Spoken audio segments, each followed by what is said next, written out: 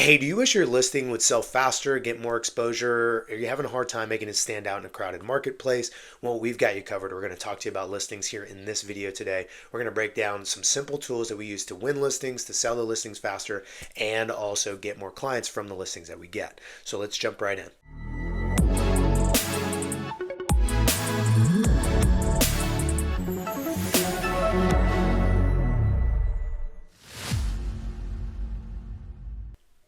Now, before we jump in, make sure that you have subscribed to the channel. We're always giving you the latest information on how to generate business, convert it, build your team, whatever it is that you're looking to accomplish in your real estate business. We've got you covered here at Real Estate CEOs. And make sure that you drop any comments that you have. Maybe it's questions, concerns, something that you really like that you're going to use in your business, or something that maybe you think we missed in this video. Drop it in the comments. And as always, make sure you like and share this video with anybody you think is going to get some value from it. So let's jump right into maximizing your listings.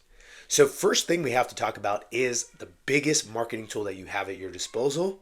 And it's not photography, it's not video, it's not any of those things that you might be thinking. It's pricing. And if you knew that, awesome, you're one step ahead of the game, because we have to help everyone understand, agents and consumers alike, that marketing, a big part of that is actually the listing price. And as a matter of fact, internally, we call that our marketing price. And we help clients understand that right from the beginning. And a couple things that we use is we help them understand that by saying, listen, we all know that a listing price is not the same as a sales price. Those are two different prices in many, many cases. And so what we're going to be looking at two different prices. Our price that we're hoping for, that we're targeting as a sales price and ultimately a net price. And then we're also going to be looking at what makes the most sense in terms of marketing. And one of the best ways to help people understand this is a really simple kind of analogy. So what I do is I pull up a house that's in their neighborhood and I go, hey, look at this house right here. Let's say, for example, it's a $500,000 house.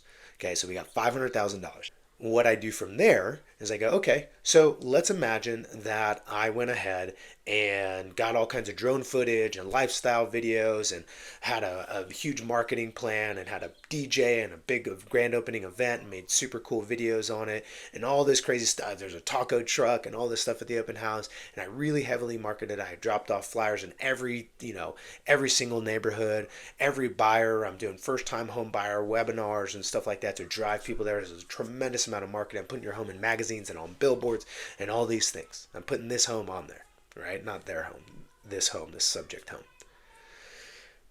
I go, okay. So imagine I did all that for that home, which we agree is worth about 500 grand. And because of all that marketing though, I go, hey, I spent a lot of money marketing. I did a lot of work on this. And this is actually a special house. I want you to pay 700,000 for that house. What would you say?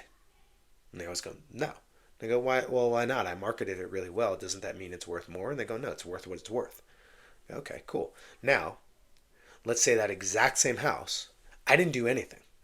I put a cardboard box in the front yard and wrote the letters for sale, put it on the internet with two pictures from my cell phone, and said, this house is now for sale and we want to get $420,000 off of it. Would you buy that house at 420, even though I barely marketed it at all? It was the worst marketing plan of all time. And they go, well, yeah, if it's worth 500 and I bought it for 420, that'd be amazing. Exactly. So I'm not saying marketing doesn't matter at all, but I am saying is it plays a big factor, right? It's a big factor in that. Pricing matters. And so if you're not nailing pricing, all the other things, the things we're going to talk about for video, photography, the listing power toolkit, hitting your high leverage contacts, all that stuff is almost worthless if you're not getting close to the pricing that's going to match the market. And as a matter of fact, if you don't nail it, chances are none of that stuff's really going to help at all. So that's a really important part. So if you're thinking, why do I have this listing? Why isn't it selling? You gotta look at pricing right away. But here's the thing, you and I know that, but do you understand how to articulate that well to a seller so that they clearly understand that pricing is a huge piece of the marketing? And so they are our business partner in this process. They are our business partner in selling this home. And we're gonna do everything we can on our end to market the property. We also have to make sure they understand that pricing strategy is a part of marketing strategy. Hopefully you got that clear. If you do need any advice on that, I always leave my link in the description below. So always ask me some questions there. So moving on from that, let's assume you did the right pricing or you got it pretty much on point. Next is going to be photography. And here's the thing. You've probably seen a bunch of videos on this already, but you have to get professional photography and editing. And I don't care if it's you or you pay somebody else, but it has to be professional level. And here's why. Because when someone steps foot in a house, that's not their first showing most of the time. Their first showing is actually online. They see the house online. That's where most buyers are starting their home search. So when you don't have amazing photography, which by the way also should include floor plans and other things that I'll just describe in just a second, if you don't have that, what you're actually doing is you're working at a disadvantage because people are selecting not to go view that home in person a lot of times just based off of the photos. I know that sounds petty or strange, but it's the reality. And so if you're going to try to go the cheap route and not pay for professional photography and professional editing and also staging, then here's the problem. A lot of people are not going to select to even step foot inside that house. Now, that obviously is different if the price is really low and it's really amazing, which again proves my first point about pricing is a big part of marketing. And remember, it's not the sales price. I don't even call it the listing price. We call it the marketing price. But anyways, fast forwarding back to photography. You got to make sure that it's done really well. A couple things also is that your first picture that appears online should be something that interrupts the pattern for everybody who's just scrolling. And so do yourself a favor, go onto listings, go find the buyers that you're working with, search right now, and go look at all the listings. And I'm willing to bet the majority of them have a front facing shot, like a front of the house shot, and it's a daytime shot of the front of the house.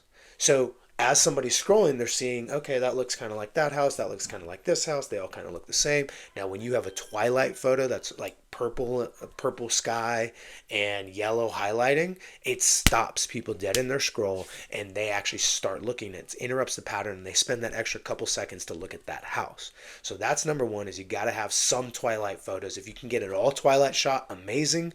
And you'd be surprised what editors can do nowadays. Even if it's a regular daytime shot, they can go back and edit it and enhance it and make it look more like a twilight shot. And there's a reason that we do this. And again, it's that pattern interrupt of the psychology of somebody scrolling. They spend an extra couple seconds to look at that property. It's a really important part of that. Now, here's the other thing too, is when you're doing that, floor plans are actually a big thing because people sometimes have a hard time stitching together in their head.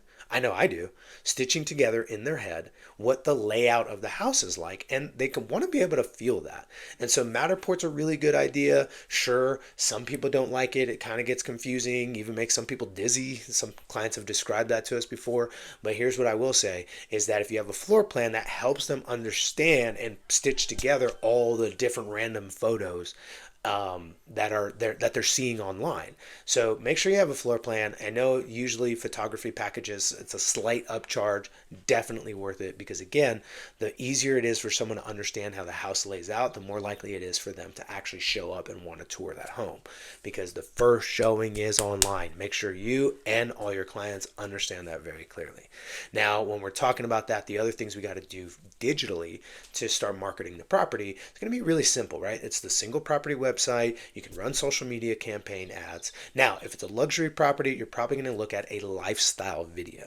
And a lifestyle video is exactly what it sounds like. Maybe it's a horse property and you're going to have somebody riding horses and a drone shot zooming out, going through all the property. Lifestyle videos are really, really helpful for people, again, to get emotionally attached or engaged with that property, get a visual understanding of what it might look like to be there, and then that draws them out to the actual property. So those are really helpful. If it's not a huge luxury home where it has all these benefits and this huge outdoor space and all these other things, what you can still do is a feature video that's similar to a lifestyle video where you're talking about a specific feature of the home and how it benefits. One big one that we've noticed is outdoor space is a big draw for people when we start highlighting that in a lifestyle or a feature video. And that's a really important part. The other part of a feature video could be actually the neighborhood and featuring that. Hey, come walk with me. We're here in blank, North Park, South Park, whatever, and there's this charming home here, but first we're going to show you the neighborhood and all the walkability, all these different things. So these are different videos that you can be using and creating for that listing to launch. And here's the thing. You don't necessarily always want to run an ad. This is a secret that we learned. You don't always want to run an ad that looks like an ad. A lot of times you want to sponsor or boost or sponsor a post. that looks just like a post. Some of the best ads are actually ones without buttons, right? It doesn't have to learn more, it doesn't have anything. It's literally just a boosted post of your listing. And that actually does a great job, especially on Instagram.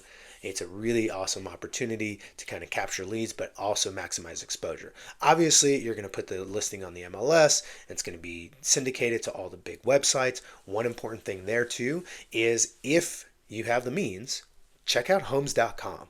Now, Zillow has a listing showcase, and that's an amazing thing because you can get premium placement for your listings inside Zillow, which is great because you have hundreds of millions of eyeballs looking at that website every single year. And so that's good because you can get premium placement now. Homes.com, they do the same thing. As you might know, they committed to $1 billion in marketing in 2024. So why not leverage their marketing budget to market your listing? That's a really important thing too. So we also talk about these things in the listing presentation.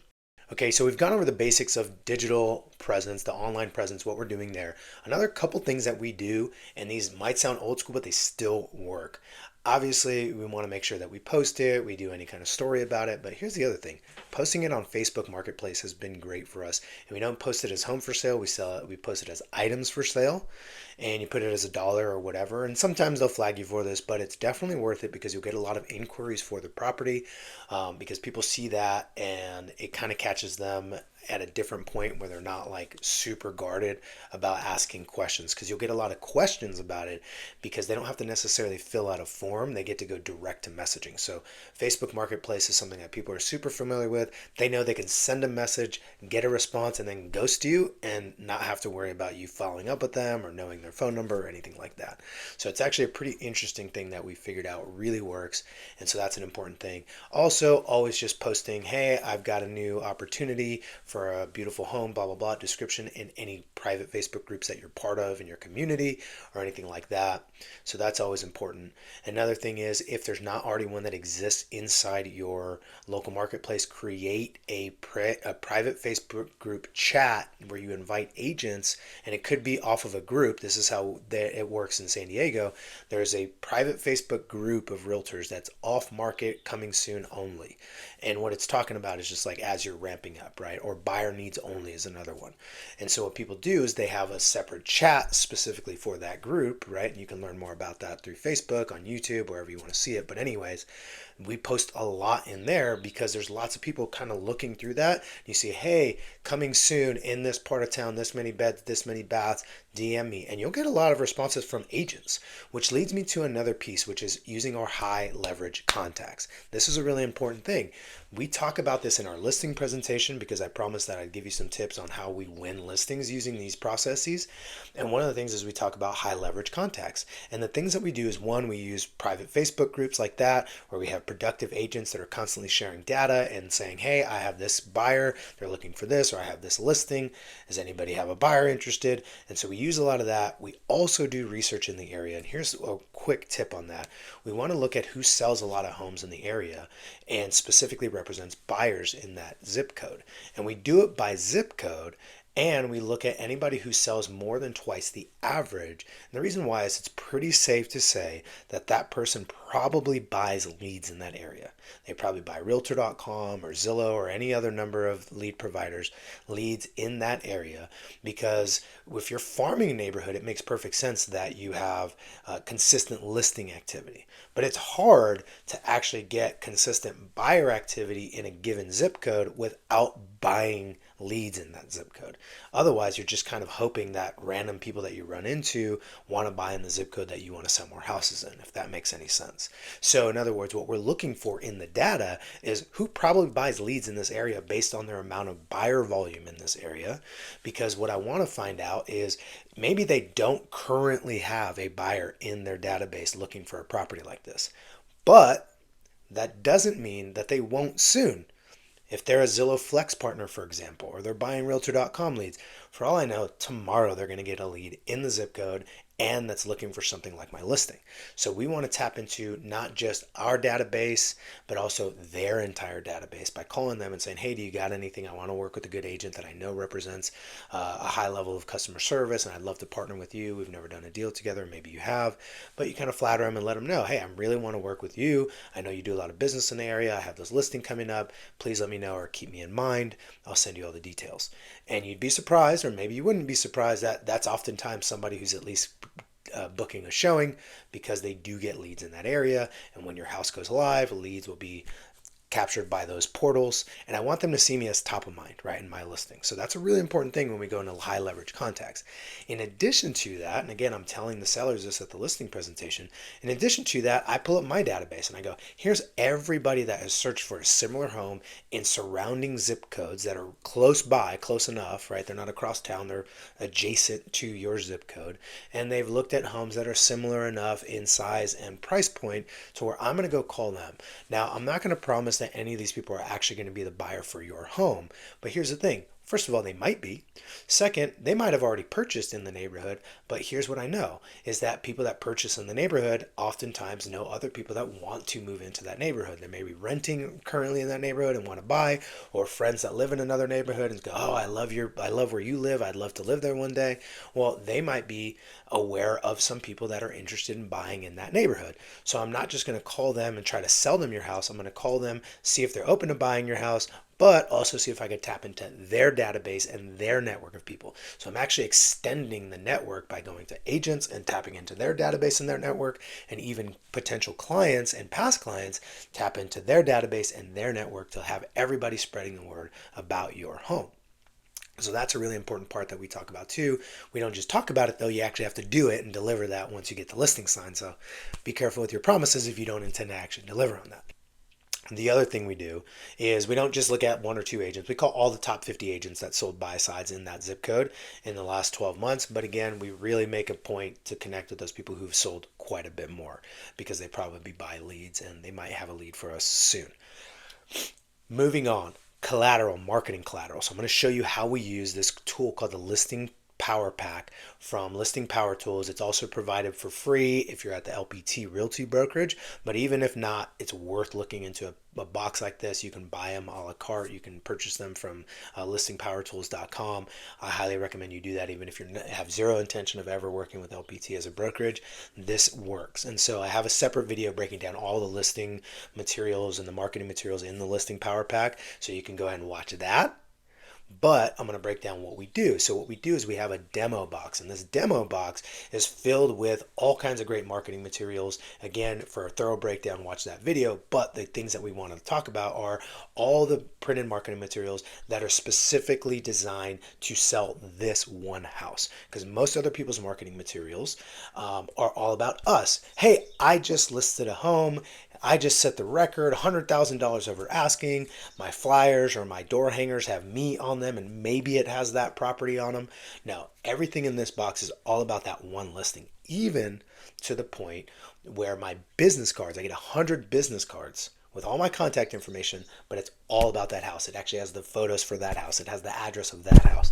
And so what we're able to tell the seller is for the next month, my entire business, as I go meet other agents, inspectors, mortgage lenders, other potential clients, my entire business is based around your listing. My business card will literally be promoting your listing. And that's a really powerful statement, because they know we're all in, we're committed, and nobody else in the marketplace is doing this, right? And not only that, but how does this help us actually sell? Well, the other thing is there's mailing pieces in there. There's the ability to do handwritten notes and mail those out or drop those off. Like I said, the door hangers, the custom writer is amazing, and I'll talk to you about that in just a second. But all these other things is when you make a dedicated effort to empty the entire box of marketing materials, you end up doing a lot of lead generation. You end up having to hang door hangers. You end up having to write handwritten cards. You end up having to mail out stuff to make sure you're utilizing the postcards, right? And so that gets you out into the community and marketing, but without having to think, well, what am I going to say, or what am I going to do, or what material am I going to provide? Because that's the number one thing. I've noticed a lot of people don't go out and door knock even though they know they should, because they either A, don't know what to say, or don't know what to hand out.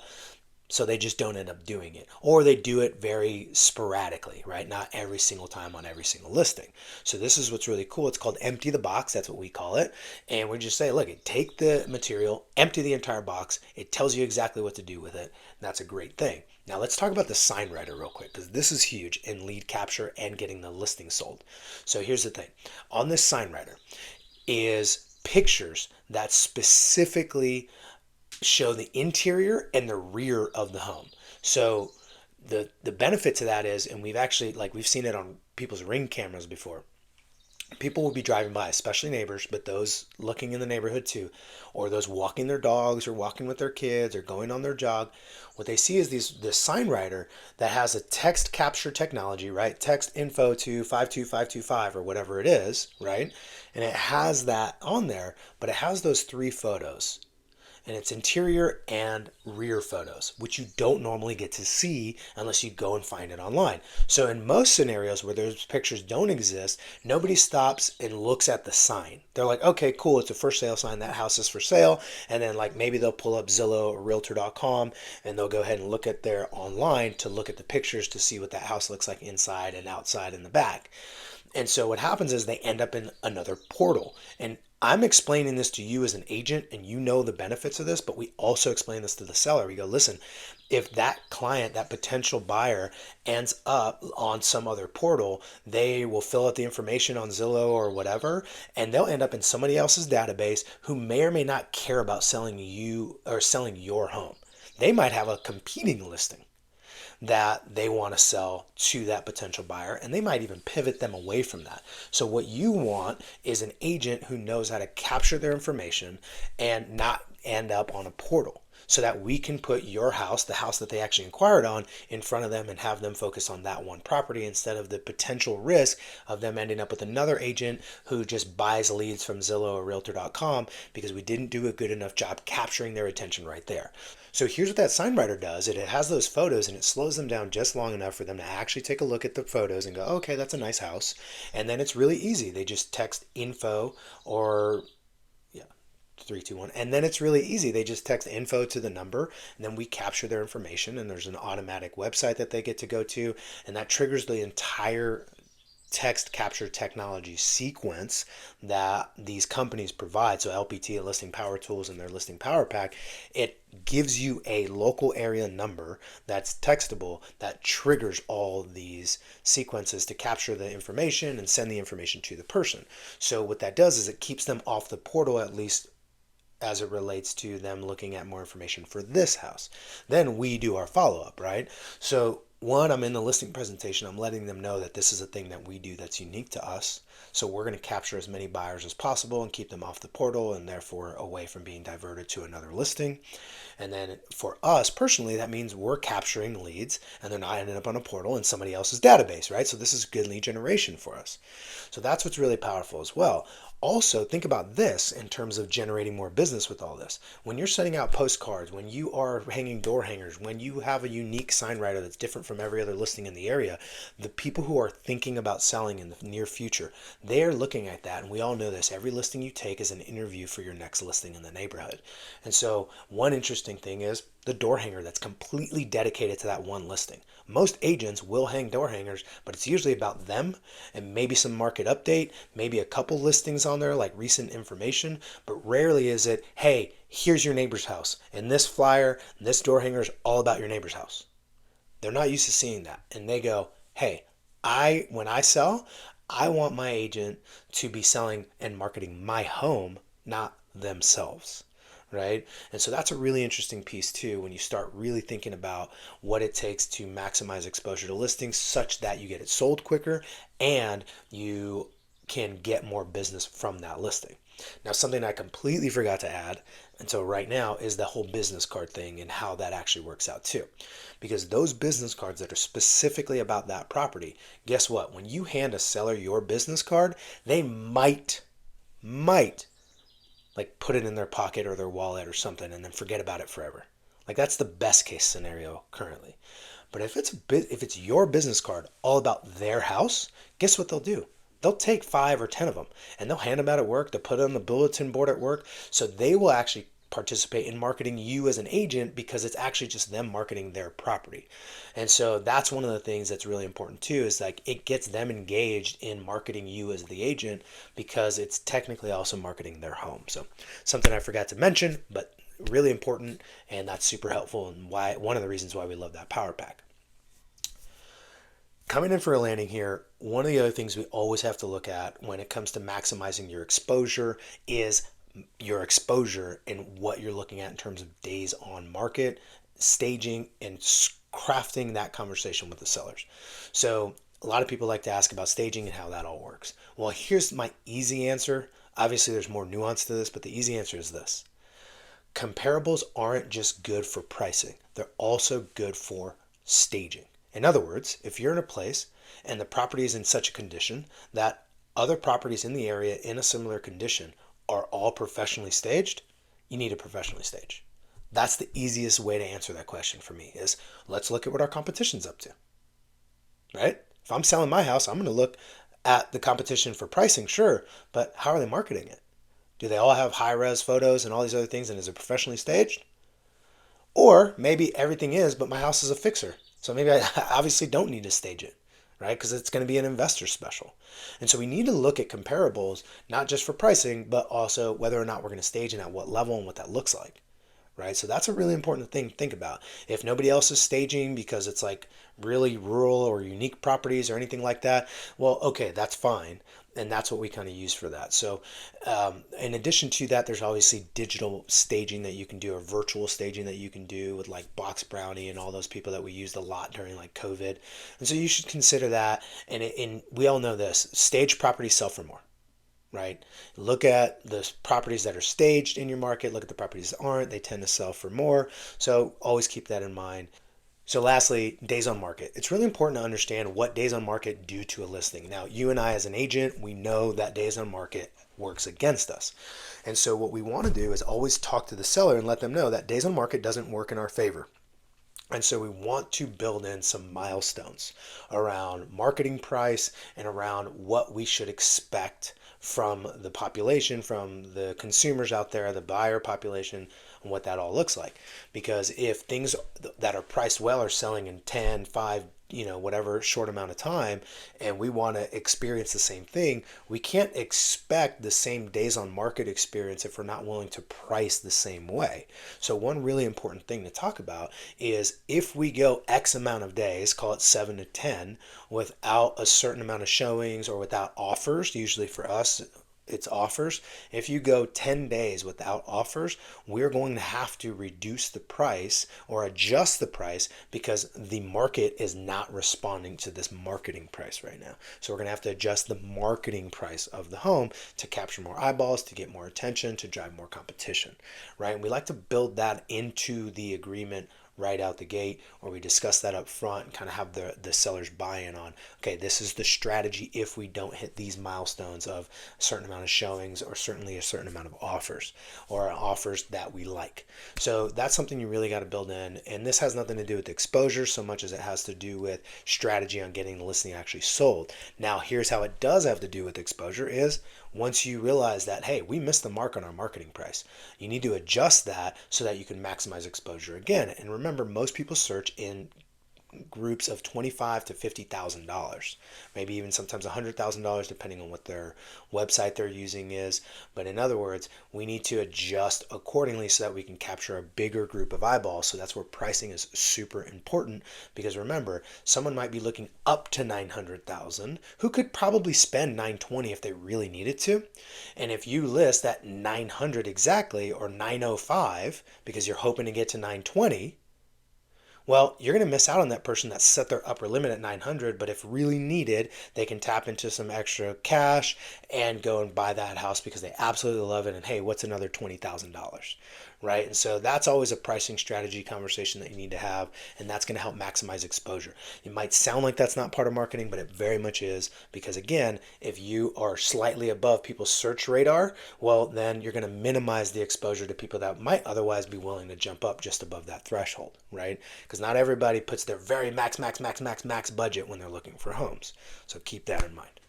Now, one final tip that we're also going to talk about is going to be how do we run an open house? Well, we call them grand openings. You can call them mega open houses. There's all kinds of names for them. But here's what we do. In our area, we are allowed to do this, which is hold showings until a certain day, right? So we can go live on a Wednesday on the MLS and not show the home until Saturday. And so what we do is we have a response where people call in, whether they're an agent or a consumer. And we go, hey, thanks so much for calling. I know you're very interested. I'd love to get you in as soon as possible. Due to the overwhelming response that we've seen, the seller has asked us to hold off on showings until Saturday. Now, if your seller didn't ask you to hold off until Saturday, then you can't really say that in good faith, right? That's not being truthful. But we do talk to the seller about, hey, the right strategy is probably to hold off and group everybody into one grand opening event. What are your thoughts? And a lot of times they absolutely love that because it's convenient for them. This is another way we're able to win the listing is we go, listen, it's convenient for you. Instead of doing all these private showings on Tuesday at 6:30 and Saturday at 10 and having to work around and keep the house clean constantly, why don't we do our best to funnel everyone to one grand opening event as a start off? Because a lot of times we can get the offer straight from there, and that way we're spending 4 to 6 hours out of the house in one day as opposed to 10, 20 hours or even 4 to 6 hours out of the house but on across multiple days, right? So that's a really important thing too when we talk about maximizing exposure is, hey, let's get the most eyeballs, let's get the most interest, but also let's make sure that those people experience the home, get inside the home in a short window of time, because here's why. Because if they do private showings, there's an absence of competition. They walk in, they don't see anybody else who's currently interested in the home, so they start nitpicking little things inside the home, when in reality, if they knew how many other people, if they physically saw the other 13 people that were also interested in that home, they wouldn't be so focused on the little tiny chips in the paint or the tiny crack in the driveway. They'd be more focused on, well, I wonder what that person's going to offer and how can I beat them because I really like this house. And so that's another thing we want to talk about is how do we funnel everyone so that there's a real sense of competition? Because I'm not trying to create fake competition. I'm not trying to pull the wool over anybody's eyes. I want them to realize the real competition that does exist that oftentimes is overlooked on private showings. So that's another strategy that we use to get our listings sold faster is funnel everyone to grand opening event. So we say, hey, due to an overwhelming response, the sellers asked that we hold all showings until between 1 and 4 on Saturday. I'll put you down for 1, and we usually book them every 10 minutes or 15 minutes depending on what that looks like and what the flow looks like, so that we can do that. But that's also the same time we're running an open house. And so we run the open house at the same time as all these showings so that we can get as many people inside there at once to maximize, again, the sense of competition, which ultimately is going to help us maximize the value, is also going to help 3, 2, 1, which is ultimately going to help us maximize the sale number, right? So anyways, that hopefully gives you a glimpse into how to maximize a listing. That wasn't exhaustive, but hopefully it was comprehensive for you. We've also done a video on this channel all about how to run that open house and do your follow-up. So make sure you check out that video as well, because that is a crucial part of getting more business from every listing. Until next time, happy selling.